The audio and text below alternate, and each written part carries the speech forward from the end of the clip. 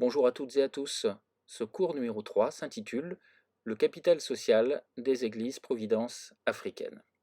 Il s'inscrit dans un cycle en 6 étapes qui traite des nouveaux christianismes africains en Europe, en s'appuyant sur des travaux scientifiques de qualité, notamment la synthèse publiée dès 1998 par la chercheuse néerlandaise Gerry ter Haar. Alors, quelles sont ces ressources sociales mobilisées dans ces églises d'afro-descendants? Alors, premier coup de projecteur, eh bien, le Dieu du visa, un christianisme passerelle. Là, nous portons le regard sur l'amont du départ avec un soutien, dès ce moment-là, un soutien considérable du réseau chrétien, dans la mesure où l'expérience du départ n'est jamais simple, n'est jamais facile, et les églises apportent dès ce stade des ressources importantes. Ces ressources sont également proposées au cours du parcours migratoire. La foi constitue une ressource spirituelle et sociale durant la trajectoire migratoire elle-même. On l'observe notamment en Afrique du Nord avec le rôle relais joué par exemple par l'Institut Al-Moafaka qui accueille en son sein de nombreux chrétiens subsahariens. Rôle également d'appui joué par les ressources d'Internet aujourd'hui et notamment des enseignements comme celui de Matthew Hashimolowo qui mettent l'accent sur le courage, sur l'audace, sur la persévérance. Enfin, les églises d'afro-descendants fournissent également un capital social considérable au moment de l'arrivée en Europe. Ces églises jouent un rôle de facilitateur d'intégration sur des terrains très concrets comme l'obtention de documents de séjour, l'obtention d'un logement, l'obtention d'un revenu, d'une perspective professionnelle, d'une formation.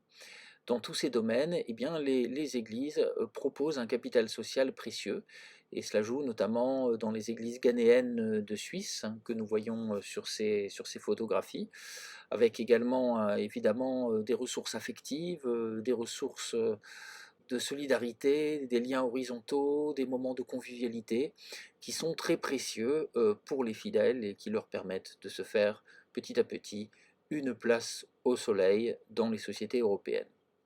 Alors, deuxième coup de projecteur maintenant, le Dieu qui misa, un christianisme providentiel.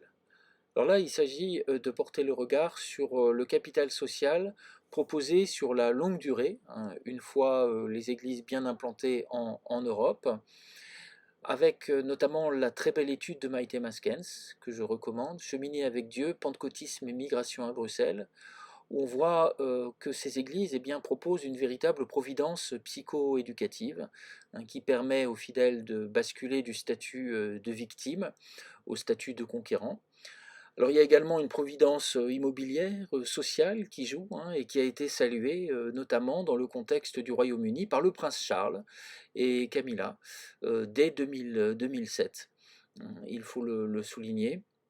Et puis providence également professionnelle, troisième point, les églises facilitent bien souvent eh bien, l'obtention d'une formation, d'une perspective de travail. Ici, sur ce cliché, on voit à Charisma, dans la méga church Charisma, le 14 juillet 2011, un certain nombre de fidèles félicités par le pasteur pour leur promotion professionnelle.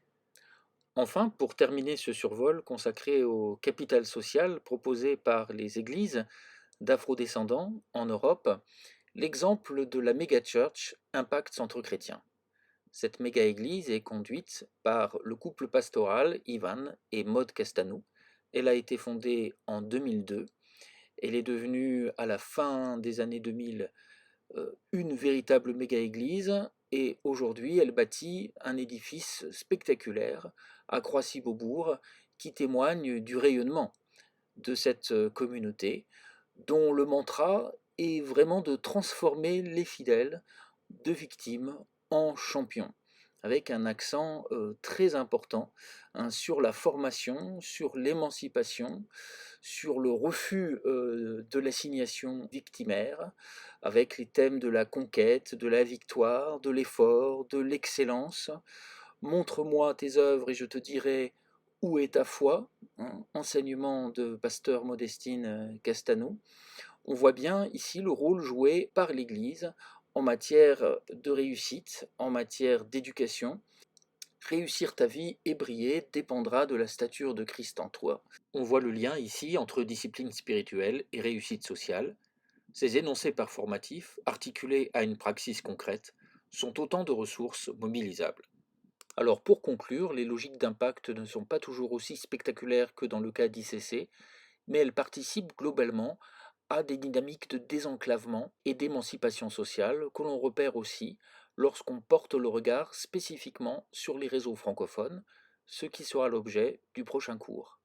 Merci de votre attention.